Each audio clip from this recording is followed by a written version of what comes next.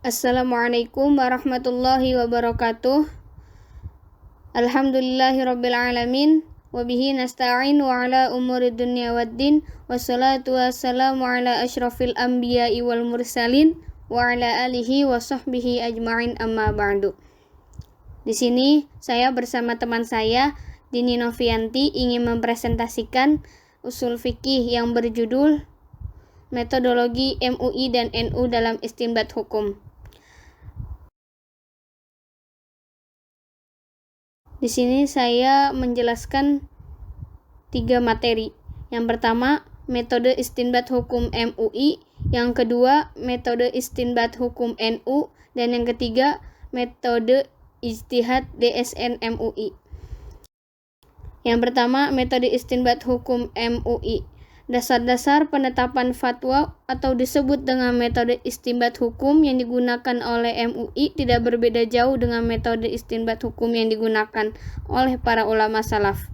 Sifat akomodatif yang digunakan dalam penetapan fatwa MUI adalah perlunya memikirkan kemaslahatan umat ketika menetapkan fatwa. Di samping itu juga perlunya memperhatikan pendapat para ulama mazhab fikih, baik pendapat yang mendukung maupun yang menentang, sehingga diharapkan apa yang diputuskan tersebut tidak cenderung pada kedua ekstremitas, tetapi lebih mencari jalan tengah antara dua pendapat yang bertolak belakang tersebut. Solusinya tercemerlang yang diberikan oleh MUI dalam menetapkan fatwa adalah perlunya mengetahui pendapat para pakar di bidang keilmuan, tentu sebagai bahan pertimbangan dalam penetapan fatwanya. Sebelum menetapkan suatu fatwa, MUI dalam hal ini Komisi Fatwa atau tim khusus harus terlebih dahulu mempelajari setiap masalah yang disampaikan kepada MUI dengan seksama, sekurang-kurangnya seminggu sebelum disidangkan. Majelis Ulama Indonesia secara hierarki ada dua.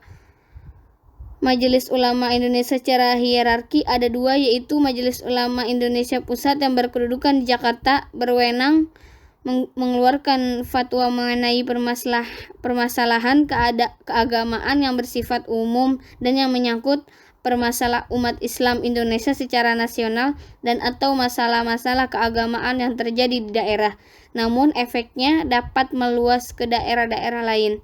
Bahkan masalah-masalah tersebut bisa menasional. Meskipun ada hierarki antara MUI pusat dan MUI daerah, namun fatwa yang dikeluarkan kedua lembaga tersebut adalah sederajat. Artinya bahwa fatwa yang satu tidak bisa membatalkan fatwa yang lain.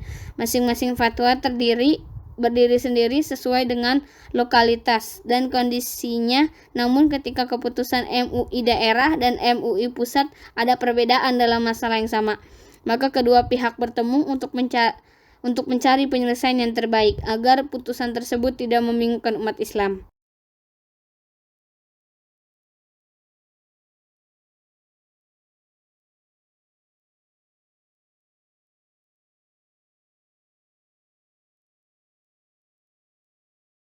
Yang kedua, metode istinbat hukum NU. Meskipun NU mengakui Al-Quran dan Sunnah merupakan sumber utama hukum Islam, namun dalam praktiknya istinbat al-ahkam di kalangan NU tidak lantas dipahami sebagai mengambil hukum secara langsung dari kedua sumber primer di atas, tetapi penggalian hukum dengan mentadbiqkan atau menerapkan nas al-fuqaha, terutama di lingkungan mazhab Syafi'i, secara dinamis dalam konteks permasalahan hukumnya.